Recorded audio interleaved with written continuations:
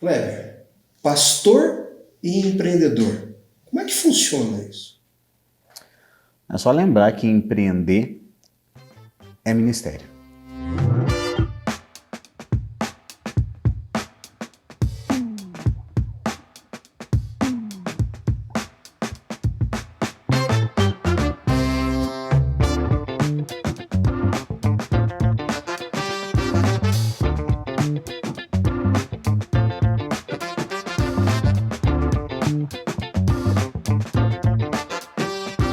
Seja muito bem-vindo ao Palavra Empreendedora. Eu sou Murilo Haddad e aqui você vai ouvir e ver depoimentos de cristãos que exercem uma vida cristã saudável e integral dentro do mundo corporativo. Quer saber mais? Continue aí com a gente. Acho que quando a gente olha para determinados títulos, a gente tem a mania de achar que a vida ela é setorizada e a gente esquece que a gente continua sendo a mesma pessoa em essência nos mais diversos ambientes. E isso inclui o empreendedorismo, inclui a vida eclesiástica, isso inclui a vida em sociedade. A gente realmente veste uma persona um pouquinho diferente em ambientes diferentes, porque socialmente isso é exigido, mas em essência nós somos as mesmas pessoas. Então, tanto faz ser pastor, ser crente, aquilo que eu sou, eu levo para onde eu for. E essa não dicotomia, eu acho que talvez tenha ainda algumas nuances de não entendimento das pessoas e tal. O que implica isso na maneira prática de você viver uma vida integralmente ministerial, não dicotômica? Quais são as implicações? Bom, primeiramente a gente tem que dar uma desconstruída nessa coisa da dicotomia, né? Então, por exemplo, o domingo é o dia do Senhor. Então, se o domingo é o dia do Senhor, os outros são meus. E se eles são meus, eu empreendo do jeito que eu quiser, eu sonego o imposto, eu faço o que eu quiser, porque é só o domingo que é o do Senhor. Os outros não são, os outros são meus.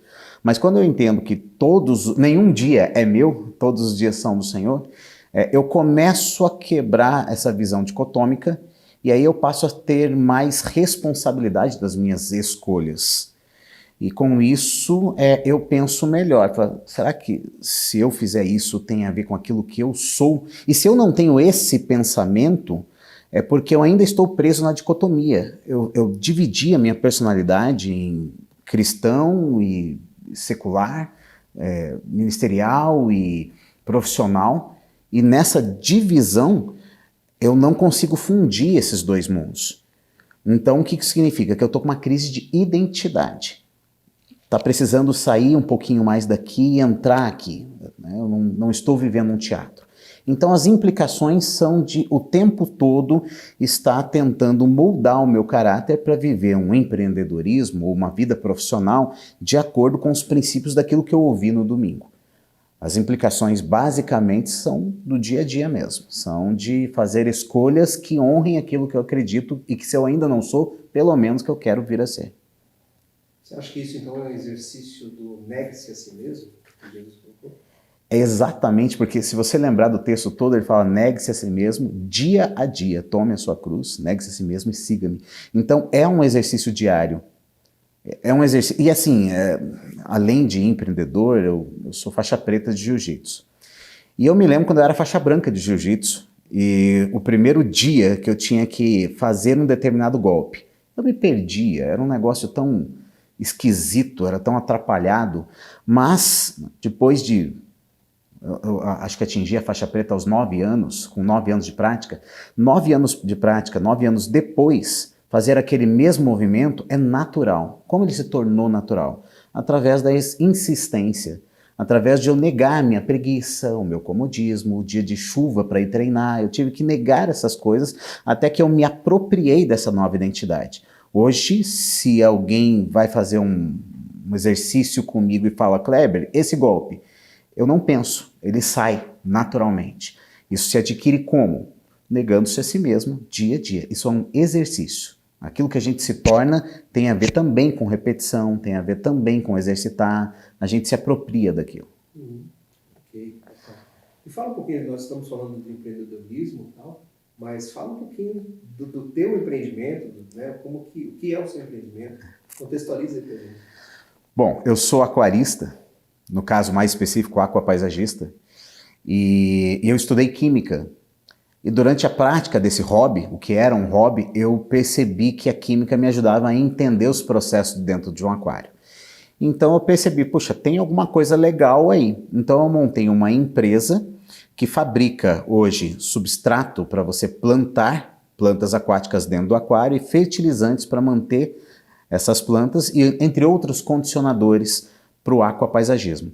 Então hoje a gente faz produtos e entrega para o Brasil inteiro, além de dar consultoria, de participar de competições de aquapaisagismo, de prestar consultoria na montagem de layouts. Então a gente faz florestas aquáticas na casa de clientes, é nesse ramo que eu trabalho. Bacana. E dá umas dicas então, Kleber, essa prática, porque isso não é algo da noite para o dia que vira essa chave, que muda essa, né, talvez são anos, né, de ensino que vão levar para a dicotomização, para o secular e sagrado. Né? Uhum. Então, assim, dicas que você daria, práticas, para que as pessoas possam, né, agilizar esse processo de entendimento e saber que realmente estão fazendo algo que Deus instituiu para nós fazermos. Né? Acho que mexer um pouco primeiro na estrutura de pensamento, de enxergar as coisas, né? Então, questionar algumas verdades que nos foram ensinadas como absolutas, mas que na verdade não representam a realidade. Então, uma delas é essa coisa do domingo, do dia do Senhor, do ambiente sagrado. Então, trabalhar esses questionamentos. Então, se existem ambientes sagrados, existem ambientes onde Deus não está? Essa é uma questão, né? Acho que no dia a dia, na prática, é tentar entender que não tem que ser pesado, porque o pessoal tem medo, quando não há a dicotomização, de que quando eu estou no meu expediente, eu não posso errar, porque Deus continua ali. Então é mais leve. Quando Deus está só no domingo na igreja, e lá é um momento de pedir perdão pelo que eu fiz na semana. Mas quando a gente entende que Deus nos acolhe em nossa humanidade, e de que o erro não vai surpreender a Deus, eu acho que lutar contra o nosso erro se torna mais leve.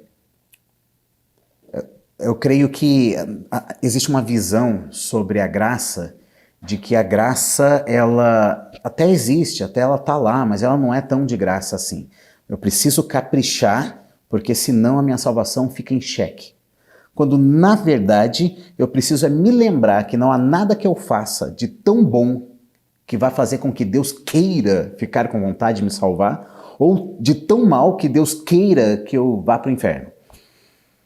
Não tem como surpreender um Deus que é onisciente. Não tem como decepcionar a Deus. E se eu resolvo me esforçar para fazer o meu melhor, isso não é fruto de mérito pessoal, isso é fruto do Espírito Santo em mim. Então acho que uma dica prática é calma, calma. Você vai conseguir, não é pelo seu mérito. Vai um passo de cada vez, um dia de cada vez, de vez em quando você vai dar uns tropeção feio, o Espírito Santo vai te avisar, você vai se arrepender. E se você ainda não consegue fazer o arrependimento, não aquele de sentimento, mas aquele de dar a meia volta, tenha paciência, continue confessando para ele, já sabe teus pecados, continua confessando, até que uma hora você vai olhar para aquilo e falar assim, isso não me seduz mais, isso não me dá mais vontade nenhuma. Foi aí que a chave virou.